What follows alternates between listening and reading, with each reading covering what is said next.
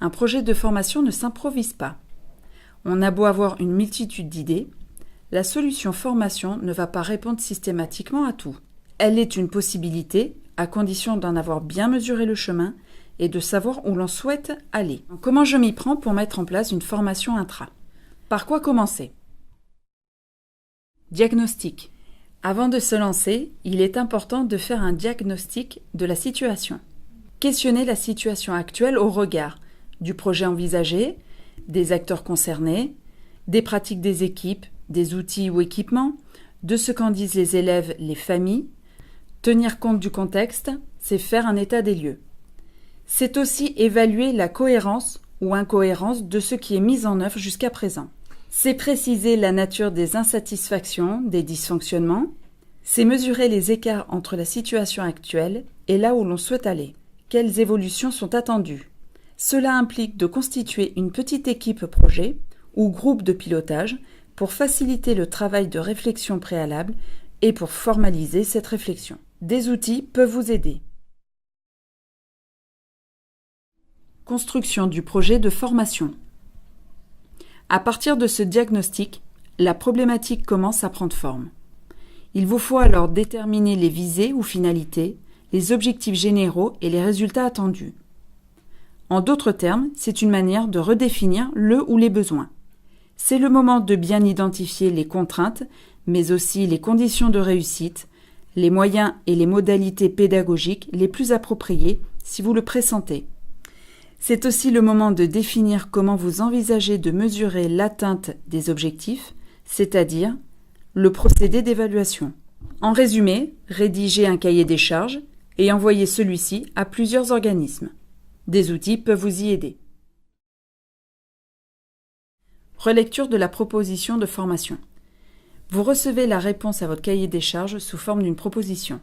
À vous de vérifier le contenu de la ou les propositions reçues et de vous assurer de son adéquation avec votre cahier des charges. Vous pouvez comparer les offres et vous êtes en droit de refuser une proposition si elle ne convient pas ou de demander des modifications ou ajustements pour qu'elle soit plus en phase avec vos attentes.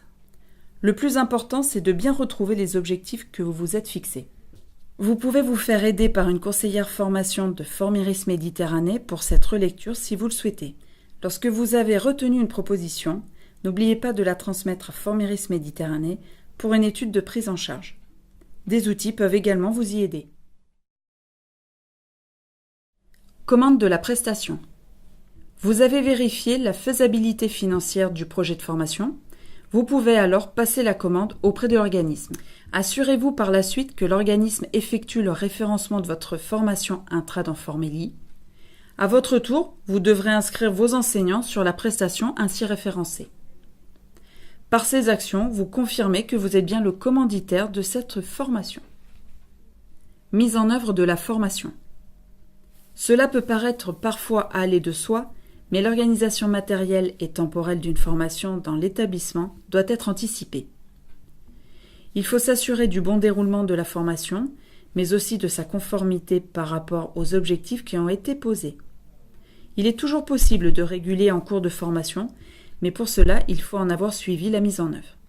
Si la formation a lieu sur plusieurs temps discontinus, ne pas hésiter à faire des points d'étape intermédiaires et à en laisser une trace écrite avec le groupe de pilotage. Évaluation et suivi de l'action. Une fois les temps de formation achevés, faites le bilan avec les équipes, le groupe de pilotage et le formateur. Ce bilan a plus une valeur de régulation que de baromètre.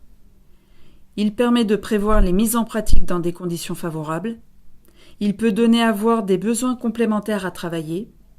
Il vérifie l'atteinte des objectifs au regard du cahier des charges posé à l'origine, comme il peut aussi pointer une suite au projet engagé.